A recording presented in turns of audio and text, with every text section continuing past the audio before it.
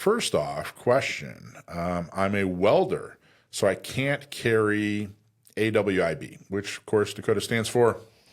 Well, it's AIWB, appendix AIWB. inside the waistband. Yes, exactly. My job also prohibits, maybe I typoed that. Anyway, he can't carry inside the waistband. My job also prohibits firearms. What options do I have to carry at work? I would like to carry, since I've witnessed a workplace shooting at my last job and my current job has zero security. People can just walk in through any door or garage door that they please without anyone asking questions, et cetera, et cetera, et cetera. Okay, so I'm not an attorney. This is not legal advice. Don't, if you want legal advice, you have to go through a properly licensed attorney. But here's what my opinion is.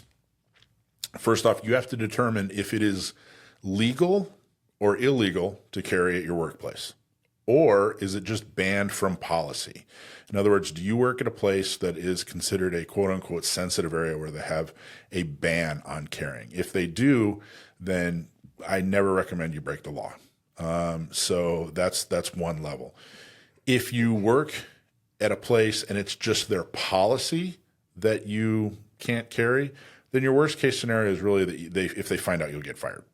At my last job, I worked in an office building up on the 5th floor, and I did not have a carry permit, but I did have kind of a mini get-home bag. And I'll tell you, I think I put that together. Do you remember when San Diego, all the electricity went out for like a day? Do you remember that? Gosh, that must have been 15 years ago now. I don't think I lived here yet. No? Okay. Well, for one day, we had like no electricity. It just went out at like 2 in the afternoon on like a Thursday or something like that.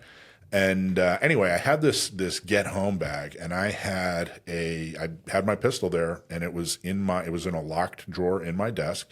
It was against the company's policy, but I didn't care. I took that risk. It was not illegal for me to do. It was just against their policy.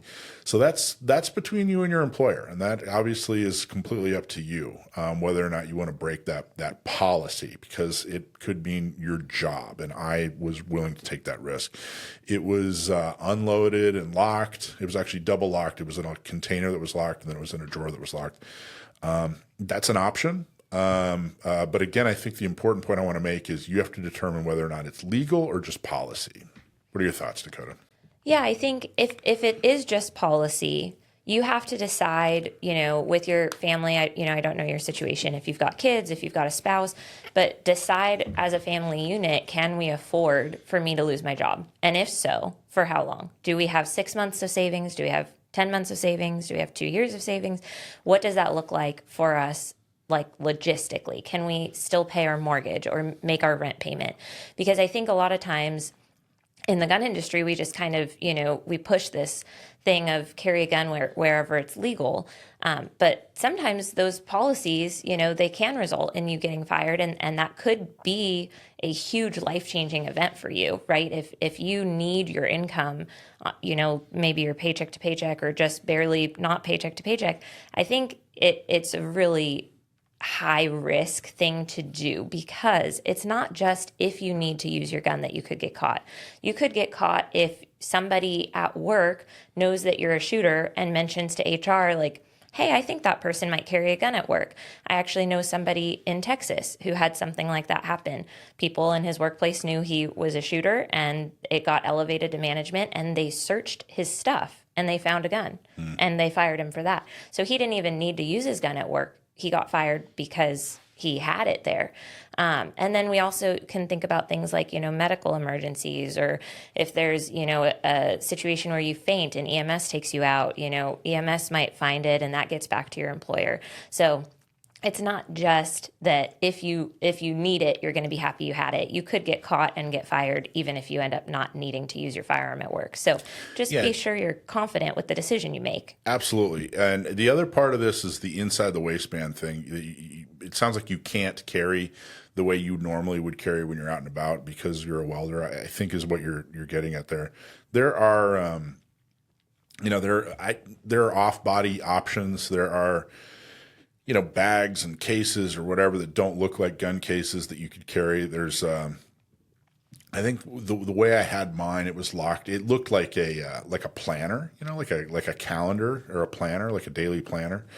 but it was actually a gun case. So there are incognito ways or less obvious ways to carry off body. It's tough to say. If you have a backpack, there are backpacks out there that have, little gun nooks and crannies, that are designed for that or whatever. But just make sure that if you're carrying off body, that you make sure that whatever you're carrying, whatever container off body you're carrying, is always under your control. Yeah. If you have to assume that if you're not in control of that bag, or it's out of your sight for even a second, that someone's going to rifle through the whole thing. And if they find a gun, if they steal a gun, if they report you for having a gun, I mean, that could be all kinds of bad things. So, so I guess our advice is, decide whether or not it's legal or just policy. Decide whether or not the consequences are something that you can handle. And then if it's a matter of you just simply can't carry the way you normally would carry, then there are other off-body options that you can use. So, hey, everybody, thanks for watching. I'm Michael from Gun Owners Radio. If you liked what you saw, please don't forget to like, subscribe, share, and make a comment. Help us out. Go to gunownersradio.com. Thanks for watching.